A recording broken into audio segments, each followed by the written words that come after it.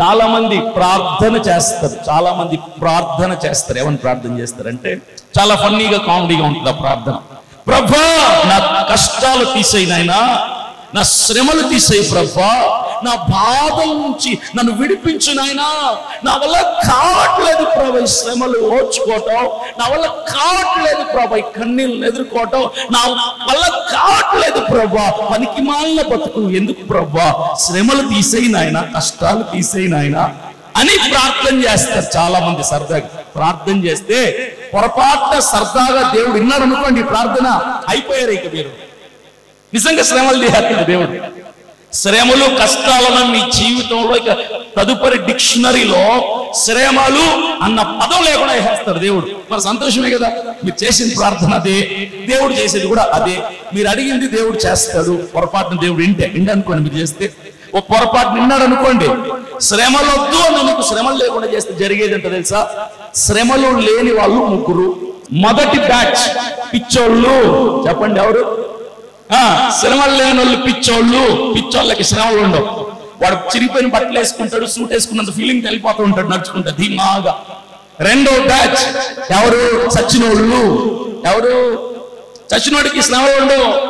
వాడి దగ్గరకు వచ్చి అప్పులోడు ఏడవడు, వాడి దగ్గరకు వచ్చి భార్య తిట్టదు, వాడి దగ్గరకు వచ్చి పక్కింటోడు గొడవ పట్టు, వాడి దగ్గరకు వచ్చి రెంట్ కట్టరా అని ఇంటి వాడు ఓనర్ అడగడు, వాడికి ఏ బాధలు ఉండవు, సుఖాంతం అయిపోయి. ఇక మూడవది, మీరు కూర్చున్న చైర్లు, మీ చేతుల్లో ఉన్న పెన్నులు, మీ చేతుల్లో ఉన్న స్మార్ట్ ఫోన్లు, వస్తువులకి శ్రమలుండవు. పిచ్చోళ్ళు, చచ్చిపోయిన వాళ్ళు, వస్తువులు. మీరు శ్రమలు ఉండకూడదంటే ఈ మూడిట్లో ఏదో ఒకటి ఉండాలి. మీరు శ్రమలు తీసే ప్రభా అని ప్రార్థన చేస్తే దేవుడు ఆ ప్రార్థన విని ఈ మూడిట్లో ఏదో ఒక బ్యాచ్లో చేర్చేస్తాడు. అయితే పిచ్చోడిగా మార్చేస్తాడు, ఇక శ్రమలు ఉండవు. లేదా భూమిలో పాతెట్టేస్తాడు, ఇక శ్రమలు ఉండవు. లేదా రాయిగానో రప్పగానో మార్చేస్తాడు, శ్రమలుండో. క్రైస్తవుడు చేసే ప్రార్థన తీరు, విధానాన్ని, పద్ధతిని మార్చుకోకపోతే మీ బతుకులు బాగుపడవు. ఎలా ప్రార్థన చేయాలి? ఏమని ప్రార్థన చేయాలి? తీసేయి ప్రభా కష్టాలు, నిన్నే లేకేస్తాను, దరిద్రం వదిలిపోతుంటాడు దేవుడు. తీసేయి ప్రభా శ్రమలు, నిన్నే తీసేస్తాను, శ్రమలు అసలు అడ్రస్ ఉండవు నీ జీవితంలో అంటాడు దేవుడు. శ్రమలు తీసేయి, కష్టాలు తీసేయి, కన్నీళ్లు తీసేయి, అనారోగ్యం తీసేయి, బాధలు, అప్పులు తీసేయి అని ప్రార్థన చేసేవాడు చేత కానివాడు, అసమర్థుడు, ధైర్యం లేని పిరికి పంద.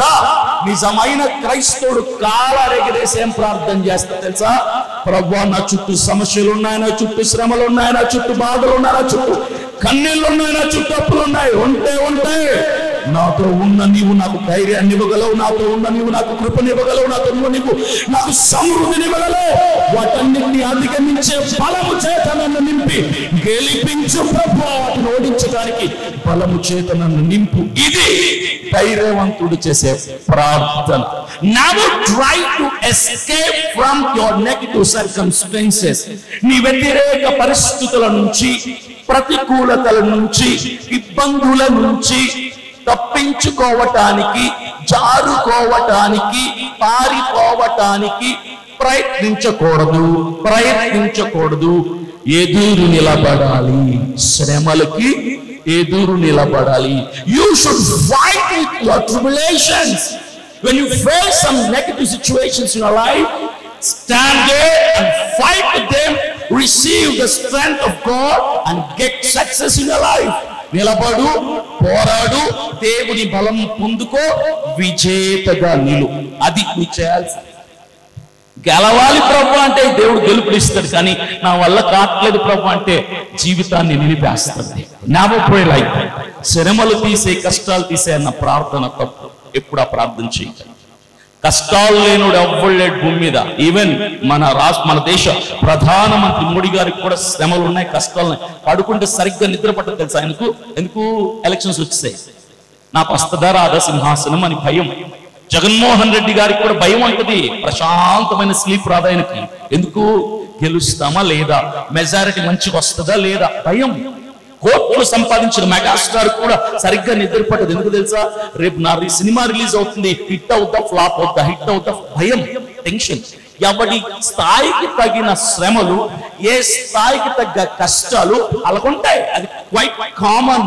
శ్రమలు, కష్టాలు లేనోడు భూమి మీద ఉండడు, భూమిలో ఉంటాడు. మనుషుల్లో తిరగడు, పిచ్చాసుపత్రిలో తిరుగుతారు. కాబట్టి నేను అనుకున్నా మీరందరూ కూడా సామాన్యమైన మనుషులు అని. So don't pray to skip out your troubles and tribulations and your problem. తప్పించుకోవటానికి ప్రయత్నం చేయదు.